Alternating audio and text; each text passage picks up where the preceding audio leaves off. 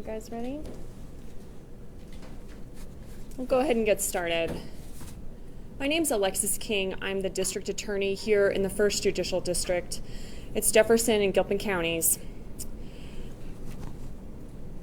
Standing with me today, we have Assistant District Attorney Jen Rhodes, Chief Investigator Michelle Wagner, and Investigator Mark Spurgeon.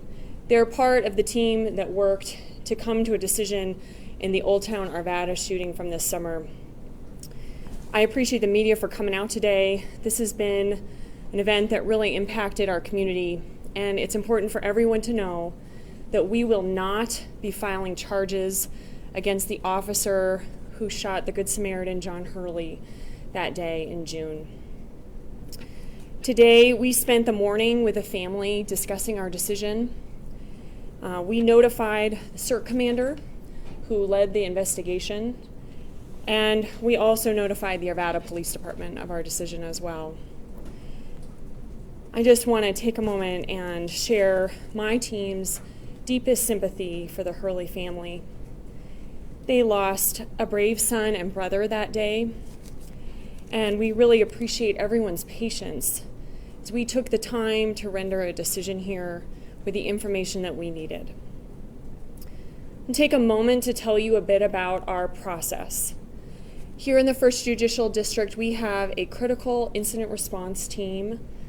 That CERT team responds to any incident in which law enforcement uses deadly force. It's a group of highly trained investigators and detectives who work under my authority. It includes folks from all over the jurisdiction and multiple agencies.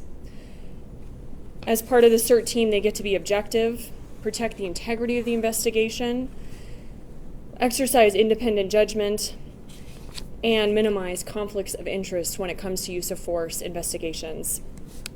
One key element of our CERT protocol is that the involved agency, in this situation, Arvada, does not perform any critical duties as it relates to the use of force. On June 21st, 2021, the day of the shooting, Arvada Police activated the CERT team. It was led by Jefferson County Sheriff's Office Commander Kleinschmidt. On September 9th, Commander Kleinschmidt briefed me and my leadership team and turned the investigation over to us for review. In coming to this decision, my team and I reviewed over 3,200 photographs, over 1,000 pages of reports by the Lakewood Police Department, Jefferson County Sheriff's Office, Wheat Ridge Police Department, Golden Police Department, and other local and federal law enforcement agencies. I was on scene that day when all these agents came out, and I will tell you that call for mutual aid and the response from our community partners was breathtaking, with folks just there to help. One thing that became evident throughout our review was that Johnny Hurley that day acted as a hero. Had he survived, we would have praised his bravery in engaging a mass shooter before anyone else was killed. He acted to defend others, and we will remember him for his selflessness. Our role was to look at the facts and compare them to the law. The officer here had objectively reasonable grounds to believe and did believe that he and other people were in imminent danger of being killed that day. The officers that day saw a mass shooter, heard many rounds of gunfire in broad daylight in the heart of Olde Town Arvada. Thus, the officer's decision to shoot Johnny Hurley was legally justified despite his heroic actions that day. Let's talk about what happened that day. Around 1:30 in the afternoon, there were 3 officers assigned to the community outreach team that was substationed in a small office building that was just north of the square in Olde Town. They were finishing up lunch, and they heard a series of bangs. Bang, bang, bang. A pause. Bang, bang, bang, bang. They left their office. They went down a narrow hallway to the east and looked out a small metal door with a glass window on top. In the southeast corner of that parking lot, they saw a man in black pacing around, and they saw him turn and head back east towards Webster Street behind the library and down by a parking lot. They saw him near a truck, but he didn't get into it. Instead, the man with an AR-style rifle, dressed all in black, turned back towards the Olde Town Arvada Square. All the officers, all three of them, knew at that point that they needed to find a way to engage this masked gunman. One of them went to the west side of the building and saw that there were just folks streaming out of the square in a panic, away from this man in black. Second officer went to a window on the south-facing side of the building, planning to engage the shooter through the window, but he never appeared. The first officer on the west side couldn't get out the door, and then the final officer stayed at that east-facing door. And then another round of gunfire. Bang, bang, bang, bang. The officers ran to that east door.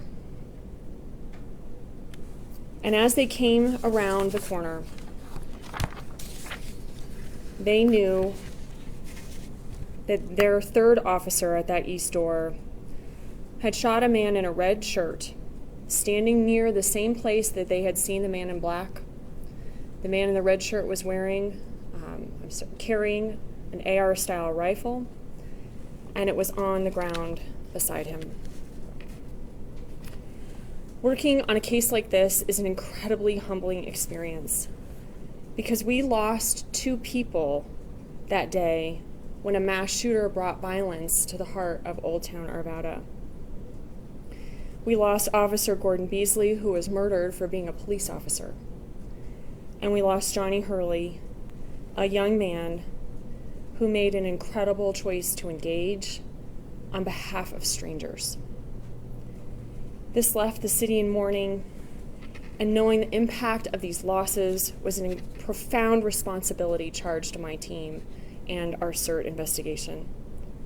We've dedicated hundreds of hours to evaluate the incredible decision made by the officer to engage John Hurley. And we hope our decision not to file charges will bring a small piece of closure to those affected, and that in this finality there is some healing. With that, I'd be happy to take a couple questions. I think she was first.